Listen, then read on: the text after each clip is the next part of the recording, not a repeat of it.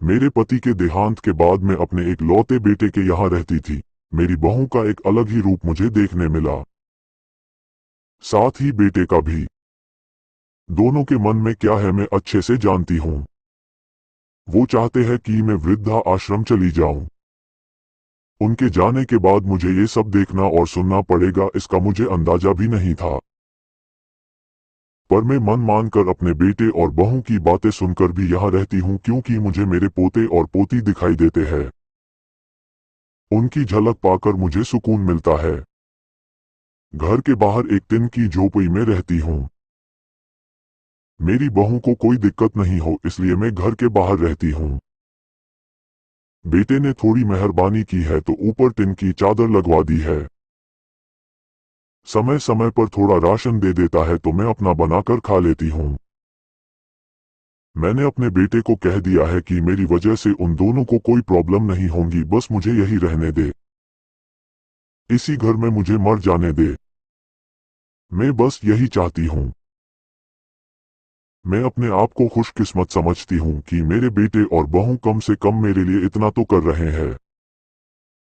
मेरा बेटा सुबह 9 बजे नौकरी जाता है और बच्चे भी उसी समय स्कूल जाते हैं। फिर शाम को 6 बजे मेरा बेटा वापस आता है। बच्चे 3 बजे आते हैं। उन्हें आते जाते निकलते देख मुझे बड़ा सुकून मिलता है। मेरे पति के दोस्त जब कई दिनों बाद आए, मेरे पति के दोस्त थे, उनकी पत्नी का भी स्वर्गवास हो गया है।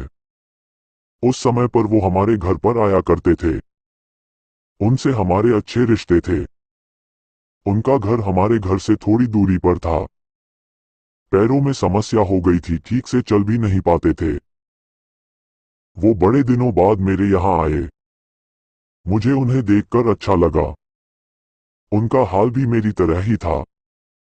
बच्चे अब उनसे भी परेशान थे। आकर मेरे पास अपना दुखड़ा रोते थे और उन दिनों को याद करते थे। बुढ़ापा हम जैसों को बहुत रुलाता है।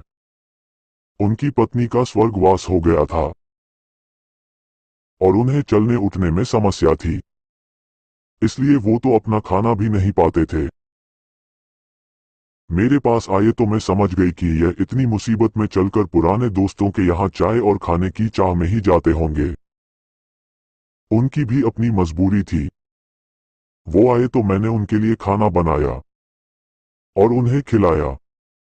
मना कर रहे थे नहीं खाना, लेकिन मुझे पता था कि उनको भूख लगी है। बहू ने खाना नहीं दिया। मेरी बहू ने मुझे और उन्हें खाना खाते देख लिया। वो कुछ भी ना बोली। ऐसे ही वो यहाँ 2-3 बार आए। जब भी वो आते मैं उन्हें खाना खिलाती। फिर उनके जाने के बाद जब मेरा बेटा आया तो बहू कहती है कि तुम्हारी माँ कितनी बेशर्म है, पता नहीं किस किस को आजकल बुलाकर खाना खिला रही है। बड़ी मुश्किल से कमाया जाता है और ये लुटाने में लगी। इनका राशन बंद करो, कुछ दिन भूखी रहेगी तो अक्ल ठिकाने आएगी। मैंने कहा कि मैं अपने हिस्से का उन्हें खिलाती हूँ, तुम्हारे पिता के पुराने मित्र है। फिर भी बहू का उल्टा सीधा बोलना शुरू रहा। घर के बाहर रहकर इनको आजादी मिल गई है, पता नहीं क्या क्या करती है। बेटा भी बोला कि कुछ दिन भूखा ही रहने दो इन्हें। मुझे मेरे बेटे ने घर के पीछे सीढ़ी के पास ले जाकर बिठा दिया, कहा कि अब यही बैठो। मेरे तो अब आंसू भी सूख गए थे। अगले दिन मुझे खाना नहीं मिला। मेरे टिन के उस छोटे से कमरे को बहू ने तोड़ दिया। तब मुझे लगा कि अब मैं गलत कर रही हूँ। एक दिन पूरा भूखा रहने के बाद मैंने सोचा कि मैं गलत कर रही हूँ। मुझे अब अपने बेटे के यहाँ नहीं रहना चाहिए और शायद गलती भी मेरी ही है।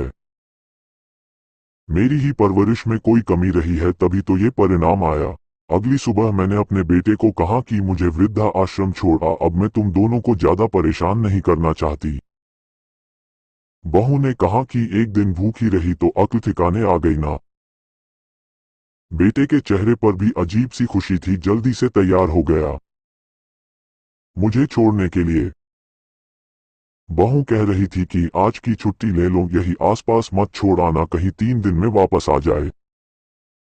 मैंने अपनी बहू से कहा कि बेटी चिंता मत कर, मैं अब नहीं आऊंगी। मैंने अपने पोता पोती को गले लगाया।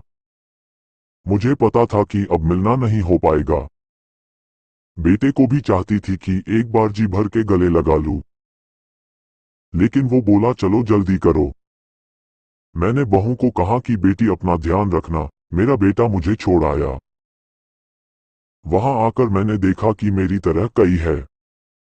थोड़े दिन उदास रहते हैं, फिर सच को स्वीकार कर लेते हैं। मैं अब यहाँ खुश हूँ। कुछ काम भी करती हूँ।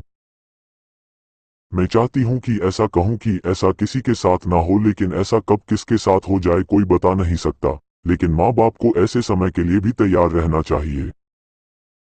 बस बच्चों को पाल कर बड़ा कर दो। उनसे कुछ उम्मीद मत रखो।